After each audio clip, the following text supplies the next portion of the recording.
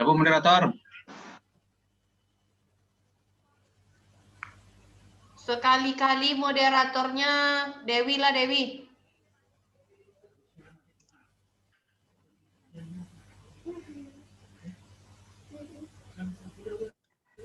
Ayo Dewi.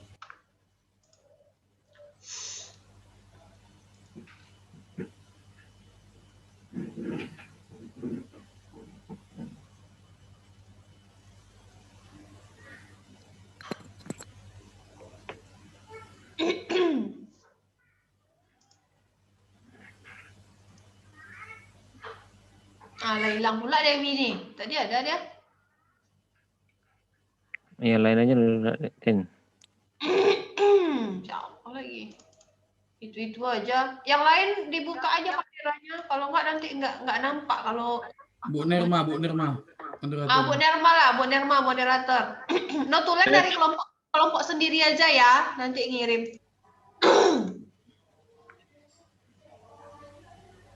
Moderator. Ya, Bu Nerma. Assalamualaikum warahmatullahi wabarakatuh. Selamat pagi. Waalaikumsalam warahmatullahi wabarakatuh. Selamat pagi kepada Bapak dosen pengampu Dr. Anton Komeni SSI MPD. Hari ini kami akan membahas tentang bagaimana cara para atlet dalam meningkatkan keterampilan gerak dalam cabang olahraga yang efisien yang akan dibawakan oleh kelompok 4 Pak Amrullah, Riki Satria, dan Pak Z. Kelompok 4, waktu dan tempat dipersilahkan.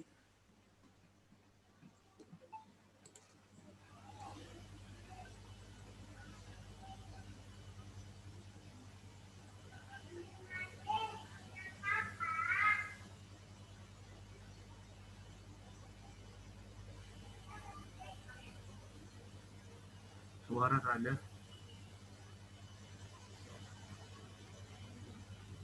Cek. Assalamualaikum warahmatullahi wabarakatuh. Waalaikumsalam warahmatullahi wabarakatuh. Yang terhormat Bapak dosen pengampu Dr. Anton Komaini SSI MPD. Yang terhormat Bapak Ibu mahasiswa pasca sarjana Pendidikan Olahraga Universitas Negeri Padang. Baik, di sini kami akan membacakan paparan hasil diskusi kelompok kami, yaitu tentang bagaimana cara para atlet dalam meningkatkan keterampilan gerak dalam cabang olahraga yang efisien.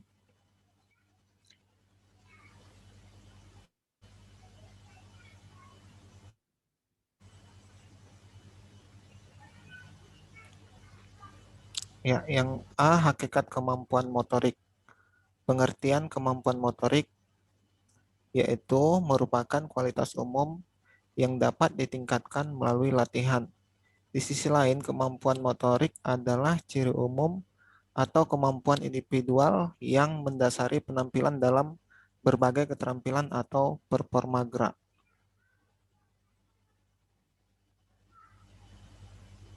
Menurut Gosril, dalam bukunya tahun 2004, kemampuan motorik merupakan kemampuan yang mendasari gerak yang dilakukan di luar teknik khusus dalam olahraga. Kemampuan motorik seseorang berkembang relatif secara otomatis sesuai dengan tingkat perkembangan pertumbuhan kematangan. Nah, yang kedua yaitu unsur-unsur kemampuan motorik. Kemampuan motorik terdiri unsur gerak dasar yang dimiliki manusia.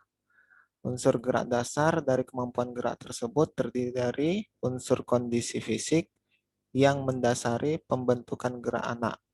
Kemampuan gerak yang ditampilkan seseorang tergantung pada komponen kondisi fisik yang dimiliki. Nah, ini unsur yang terkandung dalam kemampuan motorik ada 5 unsur, yaitu kekuatan. Kekuatan adalah kemampuan otot atau sekelompok otot untuk mengatasi tahanan. Yang kedua, daya tahan. Daya tahan adalah kemampuan melakukan kerja dalam waktu lama. Nah, untuk slide selanjutnya akan dibacakan oleh Pak Zainal Abidin.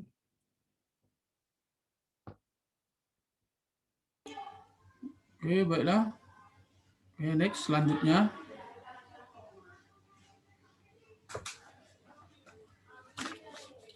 Yang ketiga, kecepatan. Kecepatan adalah perbandingan antara jarak dan waktu atau kemampuan untuk bergerak dalam waktu singkat.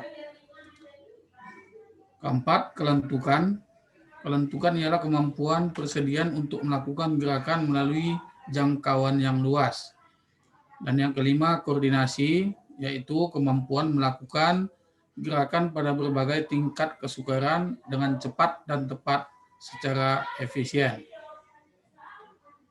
Next.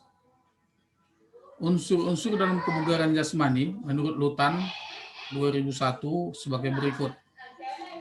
Yang pertama, kekuatan, daya tahan, fleksibilitas atau flexibility, koordinasi, kecepatan, agility, power, dan keseimbangan. B. Kemampuan gerak dasar. Kemampuan gerak dasar dibagi atas 3 kategori menurut Makmum dan Yuda tahun 2000, yaitu kemampuan lokomotor, 2 kemampuan non-lokomotor, dan ketiga kemampuan manipulatif. Next.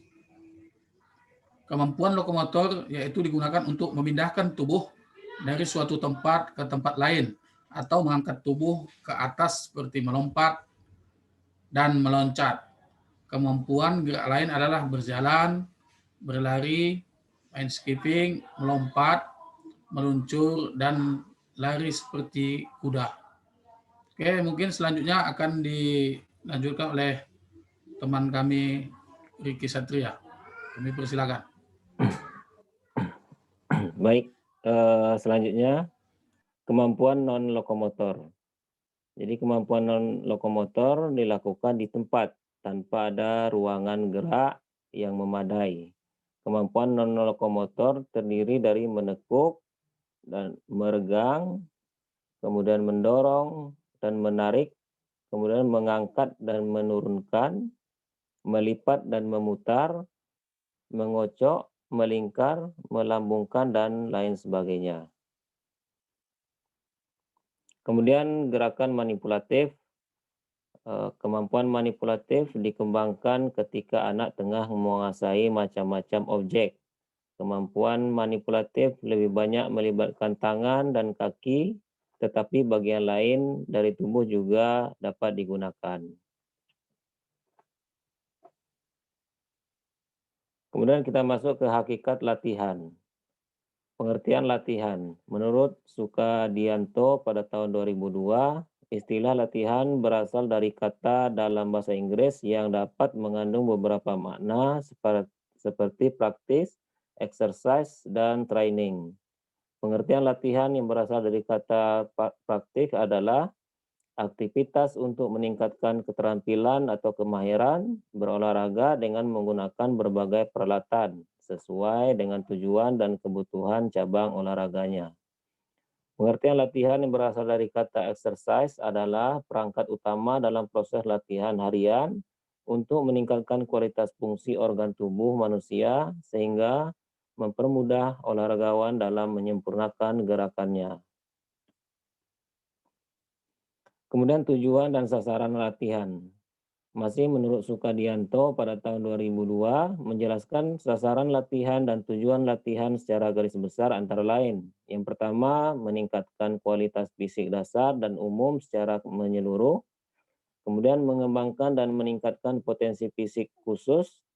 Kemudian menambah dan menyempurnakan strategi, teknik, taktik, dan pola bermain. Kemudian meningkatkan kualitas dan kemampuan psikis olahragawan dalam bertanding.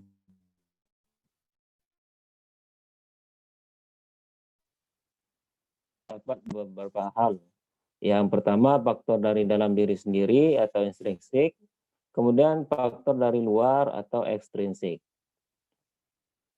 Untuk faktor intrinsik meliputi kondisi psikologis, baik itu intelektual, kemampuan non-elektoral, misalnya biomotor, yaitu adalah kemampuan gerakan manusia yang dipengaruhi oleh sistem-sistem organ dalam, diantaranya adalah sistem neuromuskular, pernapasan, peredaran darah, energi, tulang, dan persendian. Pembatasan aktivitas gerak pada anak akan sangat merugikan bagi perkembangan kemampuan motorik kasar anak, karena anak akan kurang memiliki pengalaman gerak. Untuk anak yang seumur, biasanya anak laki-laki lebih kuat dan banyak memperoleh pengalaman untuk menyesuaikan dengan tugas gerak yang selalu dihadapi. Cara yang dapat dilakukan oleh para atlet dalam meningkatkan keterampilan gerak dalam cabang olahraga yang efisien yaitu dengan latihan yang harus dilakukan secara sistematis dan berulang-ulang dengan menambah beban yang progresif dan individual dan dalam jangka waktu yang lama. Hal ini bertujuan untuk memperbaiki sistem fungsi fisiologis dan juga psikologis tubuh agar pada saat melakukan aktivitas olahraga dapat mencapai kondisi yang optimal. Proses gerak tidak begitu saja terjadi pada diri manusia, karena untuk dapat melakukan suatu gerak pada tubuh perlu proses, mulai dari adanya rangsangan, dikelola dalam pikiran, dan kemudian ditampilkan melalui respon yang dilakukan oleh tubuh. Tujuan akhir dari pembelajaran gerak adalah kemampuan menguasai keterampilan. Mungkin itu saja paparan kami pada hari ini. Mungkin kita kembalikan lagi ke moderator. Terima kasih. Baiklah teman-teman, kita telah mendengarkan pemaparan materi dari kelompok 4. Selanjutnya adalah sesi tanya jawab. Untuk sesi tanya jawab ini saya persilahkan bagi yang ingin bertanya, dipersilahkan membacakan pertanyaannya.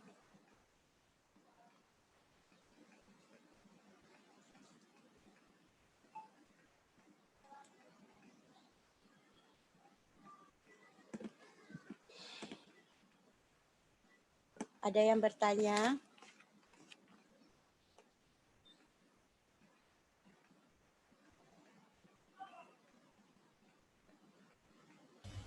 Maaf. Baik, izin bertanya, Bu Dharma. Boleh bertanya, Bu Dharma?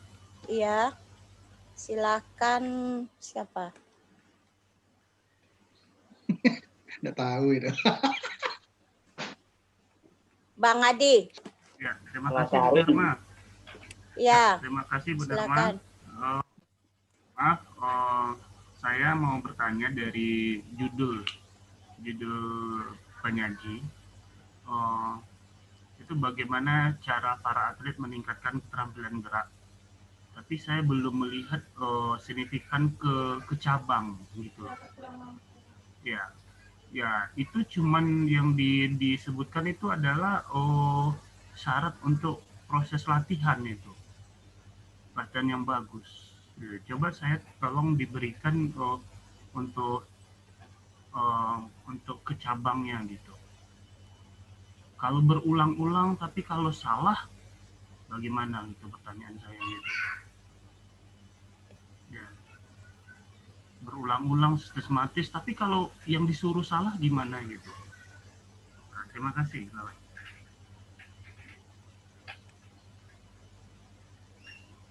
Oke. Saya bacakan untuk pertanyaan dari Pak Adi tadi, bagaimana cara atlet menampilkan gerak ke cabang tertentu yang dilakukan secara berulang-ulang ya, Bang Adi, Pak Adi? Nggak cara untuk meningkatkan kemampuan gerak, tapi ke cabangnya langsung. Oh, langsung ke cabangnya. Ya, satu cabang atau dua cabang. Saya kayak Pak Zainal untuk meningkatkan keterampilan gerak di atletik. Nah, gitu. Apa yang harus dilakukan? Kalau berkata diulang-ulang semua latihan, jangankan ngomong latihan, belajar pun wajib diulang-ulang. Terima kasih. Baiklah, kepada kelompok penyaji saya beri kesempatan untuk menjawab, tapi sebelumnya saya buka pertanyaan lagi. Ada yang ingin bertanya? Silakan. Pak Ari. Mana Pak Ari? Ya Pak Ari, mic.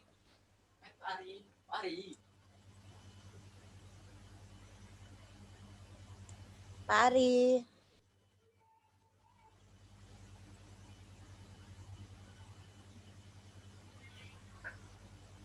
Oke, ada pertanyaan lain?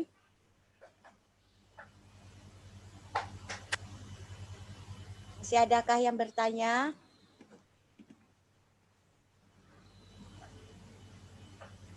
Atau kelompok penyaji sudah mau menjawab pertanyaan dari Pak Adi? Ya. Silakan Afwan. Baiklah, saya ingin bertanya kepada kelompok penyaji, yaitu pertanyaannya adalah, apa yang dimaksud dengan gerak manipulatif dan bagaimanakah contoh gerakan tersebut? Terima kasih. Oke, dari pertanyaan Pak Afwan, apa yang disebut dengan gerak kumulatif dan bagaimana contohnya ya Pak? Contoh. Ya. Oke. Terima kasih, Bu. Ya, sama-sama Pak Afwan. Selanjutnya pertanyaan ketiga. Izin bertanya Bu Nerma. Ya, silakan Siti Kurniati Utami. Ya, baiklah, saya akan bertanya kepada kelompok penyaji itu tentang gerak motorik pada anak. Biasanya kan kalau di SD itu gerak yang dilakukan untuk meningkatkan motorik anak itu dilakukan permainan tradisional. Nah, sekarang permainan tradisional itu tampaknya sudah hampir hilang karena perkembangan teknologi. Bagaimana pendapat penyaji mengenai tentang hal permainan tersebut yang meningkatkan motorik anak tersebut gitu. Bagaimana cara agar permainan itu tidak hilang gitu. Terima kasih. Panjang kali ya, sampai nggak bisa saya mencatat, tapi yang diingat di pikiran aja ya. Jadi Siti Kurniati bertanya tentang gerak motorik pada anak. Jadi pada permainan tradisional, bagaimana cara permainan tradisional itu tidak hilang ya, tidak hilang, begitu ya. Bu Siti, silakan pada kelompok penyaji.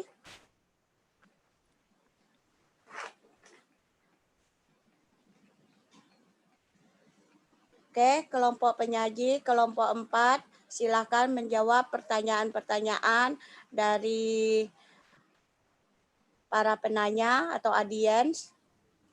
Oke, terima kasih Bu Moderator. Oke, kami akan coba jawab pertanyaan pertama yang disampaikan Pak Adi Jaya. Bagaimana cara atlet meningkatkan gerak spesifik cabang olahraga mengarah gerakan berulang tapi salah ya, mungkin ya. Ya, begitu Bu Moderator. Oke, kami akan coba paparkan dulu bahasanya training itu apa. Training adalah penerapan dari suatu perencanaan untuk meningkatkan kemampuan berolahraga yang berisikan materi, teori, dan praktek. Metode dan aturan pelaksanaan sesuai dengan tujuan dengan sasaran yang akan dicapai. Oke, dalam pertanyaan ini kita untuk sasarannya kemampuan gerak. Saya akan coba giring ini ke cabang olahraga spesifik, yaitu cabang olahraga atletik nomor lompat jauh. Di dalam lompat jauh ada 4 dia tahap teknik dasar lompat jauh. Yang pertama awalan, tumpuan, sikap melayang di udara, dan sikap mendarat. Mungkin untuk kita mengasih materi gerak untuk anak supaya meningkat, yang pertama itu awalan. Pertama yang kita latih kepada anak bagaimana anak melakukan awalan secepat-cepatnya. Karena di dalam lompat jauh untuk mendapatkan lompatan yang jauh, seseorang atlet harus mempunyai kecepatan yang maksimal. Tetapi bukan hanya di situ saja. Di dalam kecepatan maksimal, kita harus tahu juga bagaimana untuk melatih anak untuk meningkatkan kecepatannya. Di dalam metode latihan untuk dapat mendapatkan kecepatan maksimal, seorang atlet harus minimal melakukan atau berlari minimal 20 meter. Baru seorang atlet mendapatkan kecepatan maksimal. Makanya kalau dalam tes-tes kondisi fisik, biasanya itu untuk tes kecepatan minimal dilakukan 20 meter dalam pelaksanaan. Mungkin Bapak-bapak, Ibu-ibu sudah paham di situ. Untuk tes kecepatan itu 20 meter dia minimalnya. Mungkin itu salah satunya dengan kecepatan. Dan selanjutnya kita untuk tumpuan. Di dalam tumpuan ini untuk peningkatan geraknya memang tidak ada batasan untuk kaki sebelah mana dalam menumpu dalam lompat jauh. Tetapi sebagai kita seorang pelatih, untuk mengarahkan kepada atlet, kita kasih masukan kepada atlet kita ini untuk kemampuan geraknya supaya lebih baik.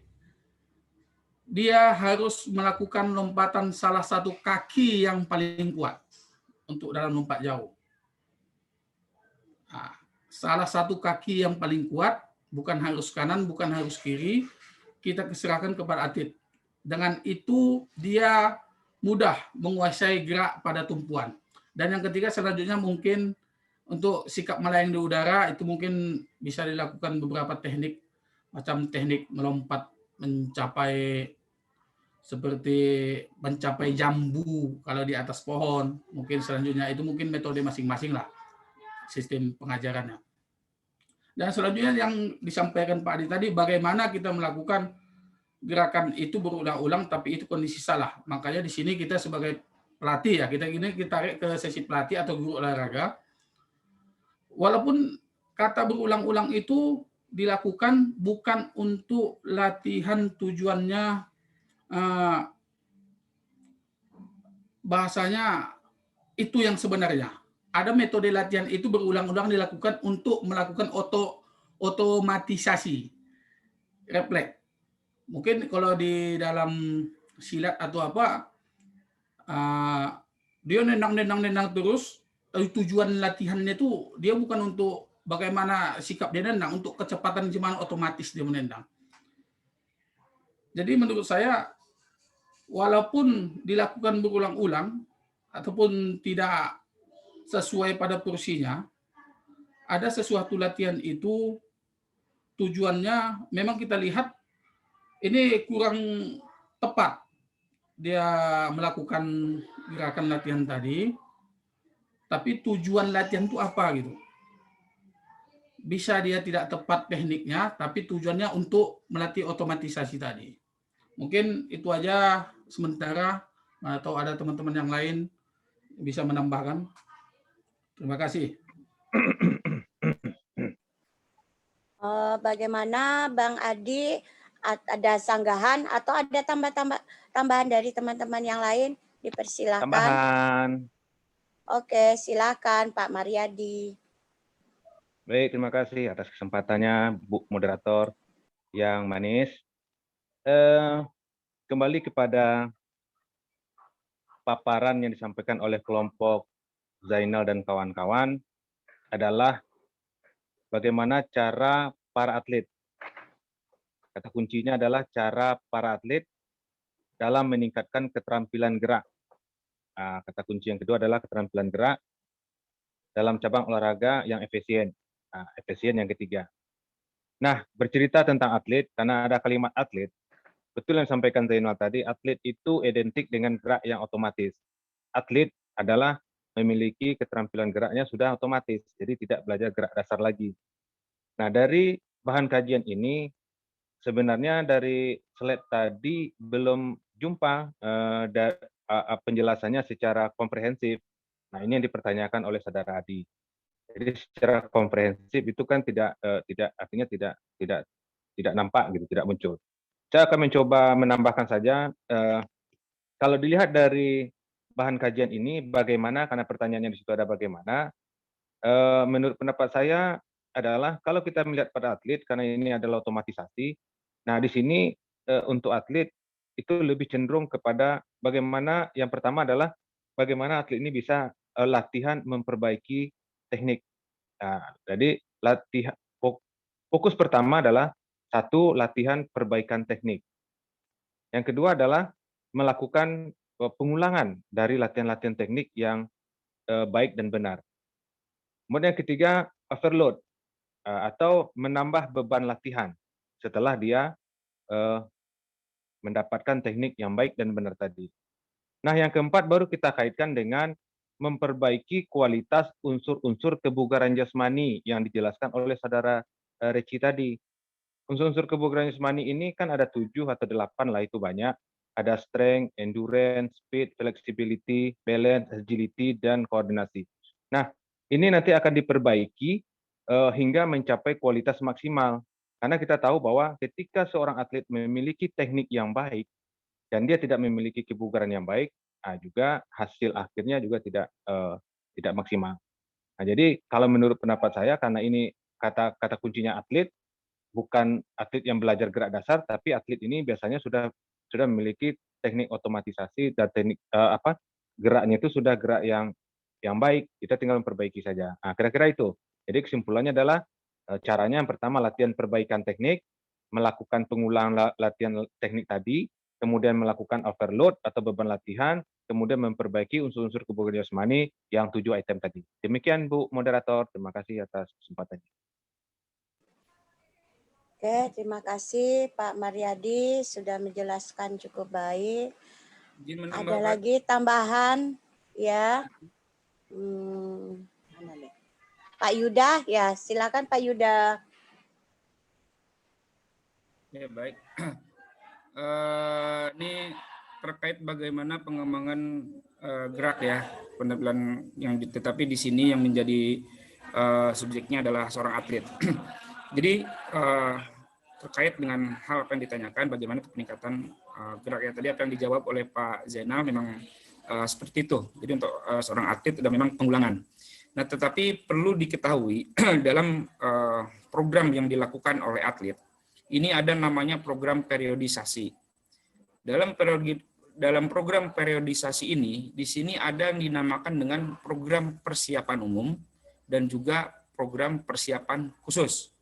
Ya, nah jadi di sini ada program kompetisi juga. Nah, di dalam persiapan umum inilah ya koordinasi apa yang disampaikan tadi oleh Pak Mariadi itu dipenuhi sebelum masuk ke dalam program persiapan khusus. Jadi di sini ada program persiapan dan ada juga program kompetisi. Ya, nah di dalam program persiapan inilah koordinasi gerak, bagaimana keterampilan gerak seorang atlet itu dilakukan sebelum memasuki program kompetisi. Ya, yang tadi ditujukan kecepatan, agility, power, kekuatan. Nah, ini dikembangkan di dalam program khusus. Nah, di program umum ini apa? Yang tadi yang disampaikan oleh Pak Zainal, bagaimana supaya otomatisasi ini bisa berjalan atau refleks gerak. Ya. Jadi udah refleks ya. Jadi adaptasi tubuh ini dilakukan di dalam program latihan persiapan sebelum masuk ke dalam persiapan khusus. Jadi di persiapan umum lah ya, kayak endurance-nya seperti apa, gerak lari, contoh misalkan Pak Zainal di atletik, dia di persiapan umum ya bagaimana kardionya ya Pak Zainal, bagaimana gerak dasarnya, ini di persiapan umum gitu semuanya disampaikan. Nah, di persiapan khusus apa? Di persiapan khusus itu lebih spesifik lagi ke nomor-nomor ya, seperti silat ya bagaimana menang, bagaimana memukul, itulah pengulangan terus. Kenapa? Karena latihannya udah ke spesifik. Kan gitu. Nah, bagaimana hasil daripada persiapan umum dan persiapan khusus itu akan dilihat daripada persiapan kompetisi. Yang persiapan kompetisi ini ada yang namanya dengan pra kompetisi dan kompetisi utama. Di pra kompetisi inilah akan terlihat apakah tercapai nggak persiapan umum, apakah tercapai nggak persiapan khusus, itu akan terlihat. Ya. Nah, maka dari itu bagaimana melakukan geraknya itulah melalui program latihan yang ada dilakukan di dalam persiapan umum dan persiapan khusus. Memang betul apa yang disampaikan oleh Pak Zainal dan juga Pak Mariadi. Terima kasih. Assalamualaikum warahmatullahi wabarakatuh. Terima kasih Pak Yuda. Bagaimana Pak Adi? Terima kasih atas ada?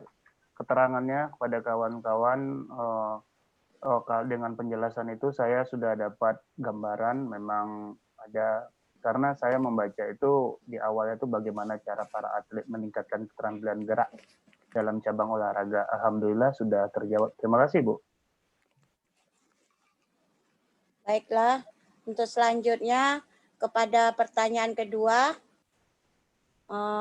Afwan Kurniawan, bagaimana kelompok penyaji?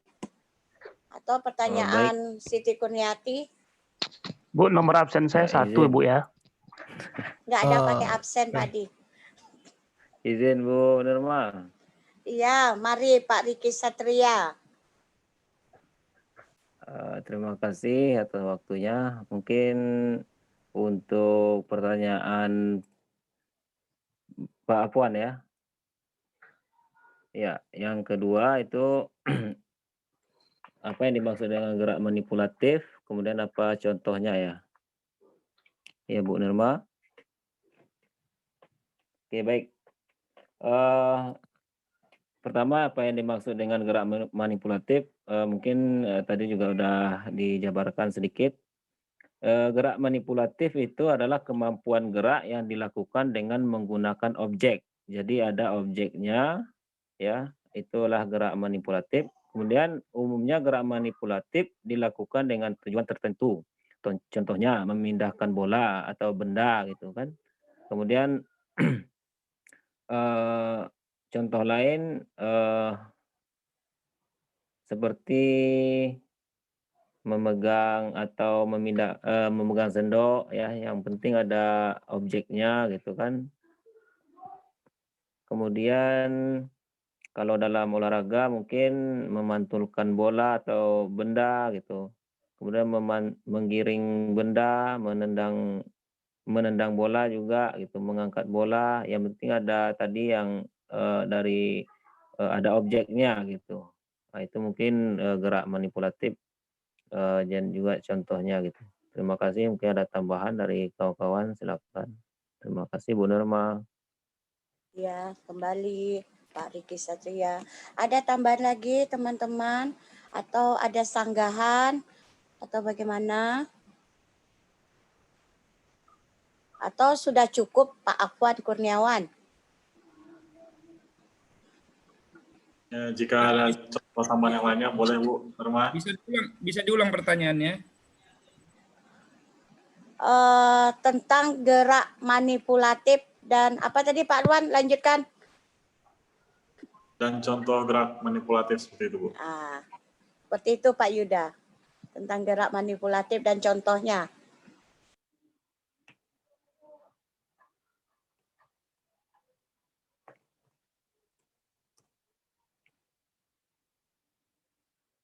Oke, untuk gerak contoh gerak manipulatif khusus mungkin di peserta didik ya. Kita mungkin mengenal di sini ada ABC Run ya. Nah, dari ABC Run ini banyak contoh-contoh gerakan ya, mulai dari jalan kepiting, jalan lompat kuda ya. Ada namanya juga jalan kupu-kupu ya. Ini terus lari koordinasi, lari kombinasi. Nah, di sini gerak-gerak manipulatif itu banyak ya. Terus pergerakan antara koordinasi tangan, kaki, dan mata ya. Jadi gerak-gerak manipulatif ini harus memang diketahui tentang gerak dasar dulu kan gitu. Gerak dasarnya seperti apa dalam pergerakan melakukan gerak manipulatif ya. Kita kalau di SD nih ya, di SD mungkin di sini ada Pak Asari ya yang biasa melakukan gerak-gerak manipulatif pada anak-anak SD. Itu banyak ya, contohnya dalam ya ABC Run itu, karena ABC Run ini kan berbagai macam gerakan ya, sehingga kita bisa berinovatif ke anak-anak tanpa disadari kita melatih koordinasi gerak manipulatif itu sendiri sebetulnya. Tetapi yang perlu kita perhatikan betul, gerak manipulatif ini terkadang ada gerakan-gerakan yang tidak boleh dilakukan di usia-usia tertentu. Ya, ada yang boleh, ada yang tidak. Ya, jadi itu ya. Mungkin itu hanya jawabannya. Contohnya gerak manipulatif seperti apa kan, itu contohnya lah gerak-gerak beseran gitu ya. Karena beseran harus dilakukan ya, seperti lompat kuda, lompat jalan kepiting ya, lari mundur, gerame, banyak ya gerakan-gerakan manipulatif sebetulnya. Dan ini biasanya memang di tingkat dasar ya. Tapi kalau kita berkaitan dengan di seorang atlet, misalkan kan di orang-orang dewasa, remaja, nah gerakan-gerakan ini, gerakan manipulatif ini terkadang disesuaikan dengan kekarakteristikan cabang olahraga itu sendiri. Ya, bola, gitu kan. Nah, itu banyak gerakan-gerakannya. Mungkin itu saja, Bu. Terima kasih. Ya, terima kasih Pak Yuda. Jadi Izin gerak-gerak moderator. oh iya, siapa tuh? Izin. Oh, Pak Bu Raisan. Nerma. Ya, lanjut Pak Raisan. Oke, sedikit menambahkan tadi jawaban Pak Yuda dan Bang Riki sudah sangat baik. Saya cuma ingin menambahkan sedikit. Pak Damra juga ada pernah bilang masalah manipulatif, lokomotor dan non lokomotor. Kita bahas dulu lokomotor. Lokomotor secara singkat itu adalah gerak berpindah tempat. Kita bisa contohkan seperti berjalan dan berlari. Ya, kalau non lokomotor gerak tidak berpindah tempat. Ya, kita bergerak tapi tidak berpindah tempat.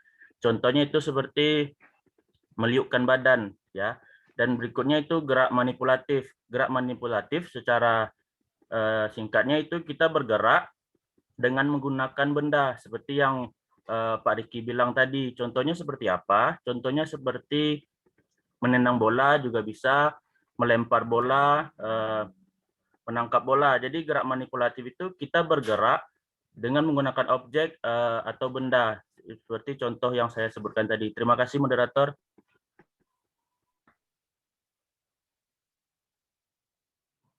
Baiklah, terima kasih Pak Raisan. Jadi seperti yang dikatakan tadi, gerak manipulatif itu manipulatif itu untuk tingkat SD sangat banyak ya. Contohnya memang seperti kata Pak Yuda, ada jalan kepiting, macam-macam lah. Kalau tingkat SD memang banyak. Kalau di tingkat SMP agak sedikit permainannya, tapi hampir menjurus-jurus ke bidang olahraganya. Misalnya seperti lari gawang, lari apa ya? Yang lupa saya.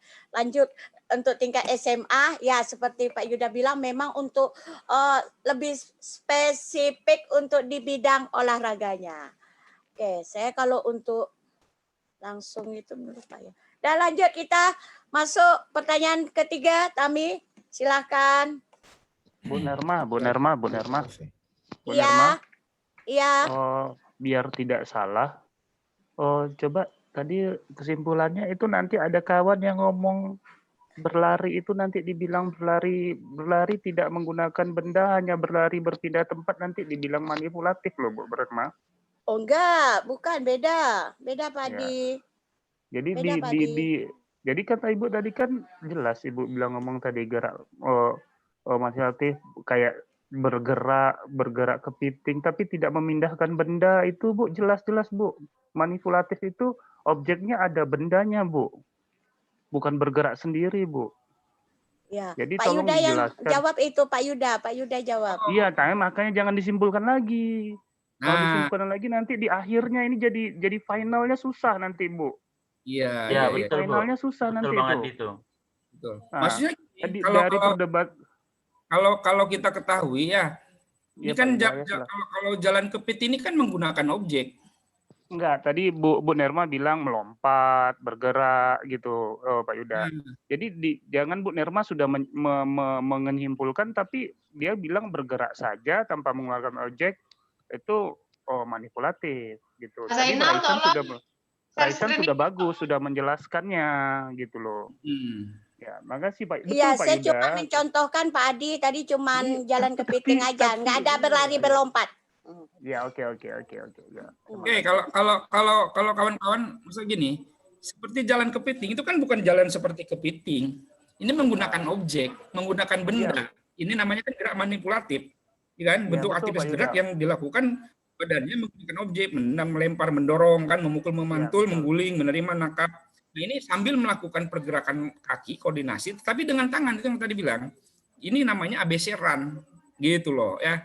ABC run. Seperti misalkan sepak bola di anak-anak kecil, kita menggunakan bola. Nah, ini berarti menggunakan bola, tetapi ada satu pergerakan koordinasi gitu. Nah, itulah namanya pergerakan manipulatif, bagaimana meningkatkan koordinasi gerak gitu loh. Tetapi dengan menggunakan gerak manipulatif itu sendiri ya. Ya, betul. Itu kita menggunakan bola, tetapi berjalan nyamping itu dengan seperti kepiting. Nah, ini banyak koordinasi gerak yang dilakukan. Nah, itu maksudnya. Jadi bukan seperti bergerak sendiri. Kalau bergerak kepiting menyamping, ya itu bukan manipulatif. Kenapa? Ini tidak manipulatif. Tapi ini di sini kita menggunakan media yang lain gitu. Ya, betul. Ya. Titik beratkan itu Pak Yuda. Ya, terima kasih terima Pak kasih. Yuda. Oke, ada yang lain lagi? Terima kasih Pak Adi. Ayo, kalau lanjut. Pak Ahwannya Pak Yus. Oh iya, Pak Afwan bagaimana Pak Afwan? Mana Pak Afwan? Afwan Kurniawan bagaimana? Ya, baiklah. Terima kasih atas jawaban dari Bapak Riki, Bapak Yuda, Bapak Resan atas jawabannya, sehingga saya dapat memahami bagaimana sih bentuk gerak dari manipulator tersebut dan juga contohnya. Oke, selanjutnya saya kembalikan kepada Ibu Moderator. Terima kasih. Alhamdulillah Pak Afwan Kurniawan sudah paham. Oke, lanjut pertanyaan Bu Siti Kurniati Utami, silakan. Terima kasih. 4. Terima kasih. Oke, Pak Amrullah. Hermawati. Terima kasih atas waktunya. Nah, bagaimana agar permainan tradisional itu tidak hilang pada masa sekarang ini yang di mana teknologi semakin canggih? Nah, itu pertanyaan yang mungkin ditanyakan oleh Ibu Siti Kurniati Utami. Ya, saya akan mencoba menjawab semampu saya. Memang permainan tradisional ini memiliki banyak manfaat ya. Terutama untuk anak-anak sangat baik, seperti mengembangkan konsep diri, kreativitas, komunikasi, aspek fisik dan motorik, aspek sosial, aspek emosional, kepribadian, dan aspek kognitif. Nah, dalam permainan tradisional ini anak juga diajarkan menjadi pribadi yang terbuka dan mampu bekerja sama dengan teman sejawatnya atau teman sepermainannya. Nah, dan banyak lagi pengajaran-pengajaran positif lainnya di permainan tradisional tersebut. Nah, permainan tradisional itu contohnya permainan bekel, congklak, engklek, gobak sodor, peta umpet, nah dan lain-lain. Nah, ini sangat bermanfaat ya, yaitu untuk melatih ketangkasan, keseimbangan fisik, ya, juga melatih kerjasama antar teman dalam kelompok. Nah, bagaimana permainan tradisional itu tidak hilang karena kita ketahui sangat banyak manfaatnya. Nah, di sini ada 4 dari saya cara bagaimana agar permainan tradisional itu tetap eksis di masa sekarang ini yang penuh dengan permainan-permainan yang lebih canggih ya, seperti menggunakan teknologi. Nah, pertama kita harus mengenalkan kembali kepada anak tentang permainan tradisional dengan mengajak baik itu di sekolah maupun di rumah ataupun di lingkungan ya. Bisa kita ajak bermain tradisional karena jika mereka belum paham, belum kenal permainan tradisional tersebut, dia tidak akan mengenal itu karena dianggap tidak menarik seperti itu. Nah, misalnya kita buat lebih menarik dengan mengadakan lomba-lomba permainan tradisional, baik di sekolah ataupun di lingkungan tempat tinggal. Yang kedua, yaitu membuat permainan tradisional menjadi lebih menarik, ya.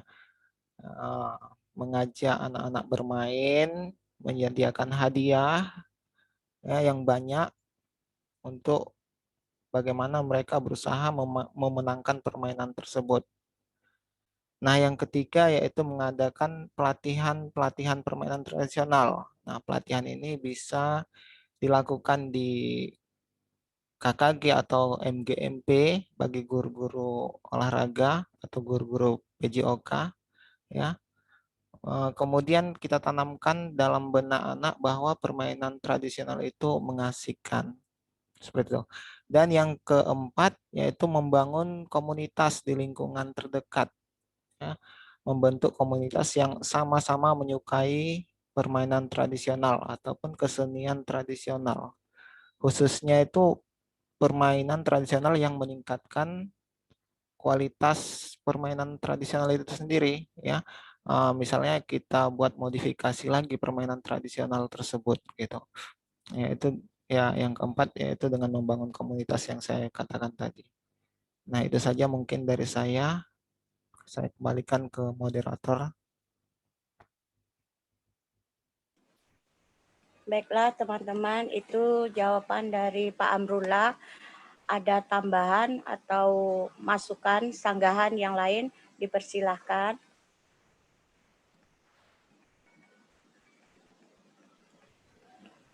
Izin moderator. Baiklah, Pak Riki silakan. Mungkin menambahkan sedikit dari jawaban Pak Amrullah tadi. Jadi bagaimana tadi untuk mengenalkan kembali permainan tradisional ke anak agak dengan pengaruh teknologi yang sekarang ini gitu. Jadi kalau dalam aplikasian di pembelajaran itu bisa saja kita mengenalkan itu, kita masukkan ke dalam permainan kecil ya, dalam pemanasan. Jadi seperti apa gitu yang permainan itu ada hubungan dengan materi ya, misalkan poli, permainan tradisional yang ada mengarah ke banyak ke tangan gitu kan. Jadi itulah kita masukkan dalam pemanasan. Jadi setidaknya anak mengenal inilah bentuk dari permainan tradisional, walaupun nanti materi intinya juga permainan poli atau sebagainya. Mungkin itu saja Bu Moderator. Terima kasih. Terima kasih Pak Riki Satria. Ya, Pak Zainal ada tambahan, silakan. Ya, supaya nampak kompaknya kelompok, jadi kami nambahkan juga kerjasama tim permainan tradisional ini. Oke, betul yang dikatakan Pak Yuda dan Pak Riki tadi itu. Yang salah satunya ya dengan situasi saat ini memang anak-anak banyak ya kita bilang mereka beralih ke zaman gadget ya. Mereka mencari permainan yang pertama simple, yang kedua tidak lebih mudah lah, tidak makan waktu tempat yang apa gitu. Jadi menurut kami salah satunya ialah memang kita harus dulu menjelaskan kepada siswa kita, kepada anak-anak kita itu bahasanya olahraga tradisional itu menarik. Mungkin anak-anak kita tidak respon atau tidak apa, mereka belum tahu seutuhnya bahasanya olahraga tradisional ini asik dan enak. Dan pasti semua mau kalau kita mengetahui secara utuh maksud tujuan olahraga tradisional ini. Mungkin selanjutnya kepada Ibu Tami, kami berharap bisa sebagai agen of the change untuk wilayahnya, karena ada namanya suatu wadah, itu namanya POTI, Persatuan Olahraga Tradisional Indonesia. Itu kalau tidak salah saya sudah ada, tapi memang sekarang ini lagi terbilang mati suri untuk wilayah Riau-nya. Tapi belakangan ini saya lihat kawan-kawan lagi mau menggalakkan lagi itu POTI itu, Persatuan Olahraga Tradisional Indonesia. Di situ saya lihat di organisasi ini mereka itu semua mencetak media yang selama ini dari media yang dulu, jadi dibuatnya unik. unik medianya. Hampir sama seperti kalau kita lihat semalam waktu tes TID yang sama Prof. Syarial itu, hampir sama medianya seperti itu mereka lakukan. Itu dijalankan mereka lakukan untuk memupuk olahraga tradisional ini setiap minggu. Setiap minggu di tempat terbuka, jadi semua media itu letakkan di situ supaya anak-anak tertarik melakukan aktivitas olahraga tradisional yang mereka sediakan media dan bahan-bahan untuk aktivitas itu. Itu mungkin salah satunya gimana biar memupuk anak-anak lebih ingin dan supaya tidak hilang. Memang kalau dari kurikulum atau apa memang di luar batas kita untuk mengintervensi ada apa tidak, tapi sebagai guru kita harus pandailah memodifikasi permainan tradisional itu lebih menarik kepada siswa. Mungkin itu aja sementara. Terima kasih. Terima kasih Pak Zainal. Bagaimana Bu Siti Kurniati Bu Nerma, tambahan Utami? dikit Bu Nerma. Ya, Tambahan Bu Nerma. Pak Adi, ya silakan. Terima kasih. Di akhir, saya menambahkan di akhir dari penjelasan dari Amrullah, Pak Zainal, Pak Riki, saya berharap olahraga tradisional ini ada final, ada tujuan akhir. Karena jarang sekali diadakan, apalagi sekolah mengadakan ada perlombaan, festival, kegiatan, pekan raya, pergelaran, pesta, ajang, kejuaraan, apa saja yang untuk tradisional jarang sekali diadakan. Padahal di final olahraga yang lain, itu finalnya adalah yang tadi, ada festival, ada kegiatan, ada parade, ada pekan raya. Jadi kalau tidak ada finalnya, anak-anak walaupun sudah dibuat ada perkenalan, tantangan, daya tarik, tapi kalau tidak ada namanya kompetensinya itu saya rasa anak tidak mau berlatih. Tapi apabila misalnya ada kejuaraan gasing, anak sudah coba buat gasing sendiri, atau memang nanti ada lomba layang-layang, bisa jadi anak membuat layang-layang sendiri, bisa jadi besok dibuat lomba layang-layang, tapi merakitnya harus di tempat, begitu. Jadi saya menambahkan harus ada final atau ada pertandingannya yang agar olahraga tradisional ini lebih tertarik gitu, lebih ada tantangannya. Terima kasih Bu. Luar biasa. Ini calon ketua POTI Pekanbaru nih. Terima kasih Pak Adi. Bisa kita fasilitasi nih. Pak Chandra tuh ketua apanya tuh? Penjaringan ketuanya. Makasih. Gimana Bu Siti Kurniati Utami? Baiklah, terima kasih kepada moderator dan kepada Pak Amrullah, Pak Riki, Pak Zainal, Pak Adi yang sudah memberikan penjelasan. Semuanya benar dan saya paham. Terima kasih, Bu. Oke, baiklah. Kita ada lagi yang mau bertanya atau kita akhiri? Kau yang mulai, kau yang mengakhiri. Oke, baiklah. Saya bacakan apanya ya hasil kita hari ini. Jadi pertanyaan dari Pak Adi, bagaimana cara atlet menampilkan gerak? Menurut Bang Maryadi ada 4. Yang pertama latihan perbaikan teknik, yang kedua pengulangan teknik, 3 penambahan latihan teknik, 4 memperbaiki kualitas unsur-unsur kesegaran jasmani. Dan menurut Pak Yuda ada persiapan program kegiatan umum dan khusus. Masuk kedua dari pertanyaan Afwan Kurniawan, ada gerak manipulatif.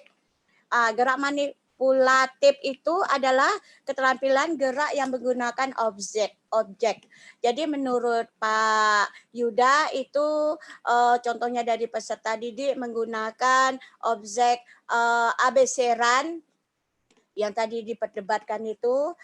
Selanjutnya biasanya di gerak manipulatif ini banyak di tingkat SD ya. Kalau SMA hanya untuk ke mata pelajaran tertentu, misalnya sepak bola ada manipulatifnya, bola voli ada juga.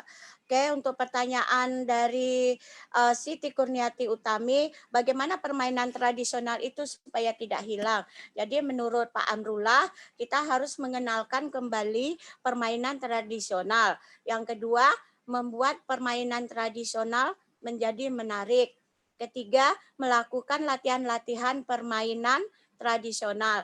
4, membangun komunitas permainan tradisional. Jadi menurut Pak Riki juga mengaplikasikan pembelajaran kita, masukkan dalam ketika kita melakukan pemanasan seperti dalam permainan bola voli, misalnya menggunakan tangan, apa yang permainan itu tradisional menggunakan tangan. Dan menurut Pak Zainal hampir sama Pak Amrullah, Bang Adi, bagaimana kita mempertahankan itu permainan tradisional dengan cara-cara yang seperti Abang Adi katakan tadi. Terima kasih. Mana lagi ya? Sebentar. Demikianlah tadi diskusi kelompok 4. Mari kita mengucapkan alhamdulillahirabbil alamin. Saya sebagai moderator mohon maaf atas kesalahan saya. Marilah kita beri tepuk tangan untuk kita semua. Assalamualaikum warahmatullahi wabarakatuh. Waalaikumsalam warahmatullahi wabarakatuh. Aplaus buat Bu Nirma.